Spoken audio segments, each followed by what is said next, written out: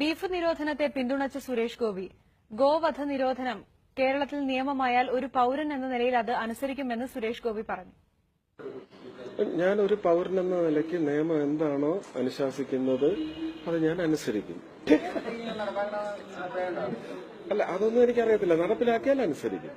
അല്ലെങ്കിൽ ഞങ്ങൾ ആരും കഴിക്കാറില്ല. ഞങ്ങളുടെ വീട്ടിൽ ഇത് കയറ്റാറുമില്ല.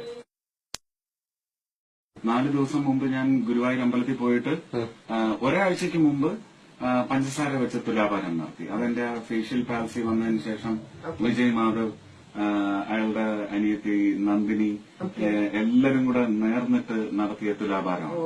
അന്നേരം അവിടെ ഞാൻ പൈസ അടച്ചത് 97 കിലോഗ്രാം പഞ്ചസാരയ്ക്കാണ്. അപ്പൊ എനിക്ക് ഭയങ്കര വിഷമമായി. അയ്യോ, 94 97 പോയോ? 4 ദിവസം കഴിഞ്ഞ് വീണ്ടും അവിടെ എത്തി തീർത്ഥം കൊണ്ട് തുലാഭാരം നടത്തി. അപ്പോഴും 97 തന്നെയാണ്.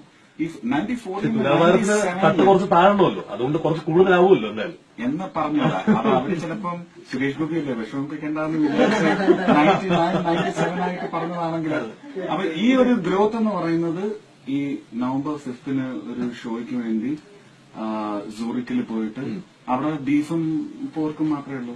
പോർക്ക് തുടർന്ന് പ്രശ്നമില്ല. ബീഫ് അല്ലെങ്കിൽ പിന്നെ കുറച്ച് ഇലകളൊക്കെ കഴിക്കേണ്ടി വരും. അത് എന്റെ ടേസ്റ്റ് ബഡ്സ് ചിലപ്പോ എനിക്ക് കർമ്മത്തിൽ അടിയ തരും. ബീഫ് 4 ദിവസം കഴിച്ചതിന്റെ ഒരു ആഡോണാണ് ഇത്. എന്നെ ഇപ്പൊ വിഷമിപ്പിച്ചുകൊണ്ടിരിക്കുക. നിങ്ങളെ ഞാൻ കളിയാക്കിയില്ല, നിങ്ങളെ ഞാൻ വഴക്ക് പറഞ്ഞു എന്ന് പറഞ്ഞ പോലെ ഞാൻ കണ്ണാടിയിൽ നോക്കി എന്നെ തന്നെ ഇപ്പൊ വഴക്ക് പറയുന്ന കണ്ടിട്ടുണ്ട്.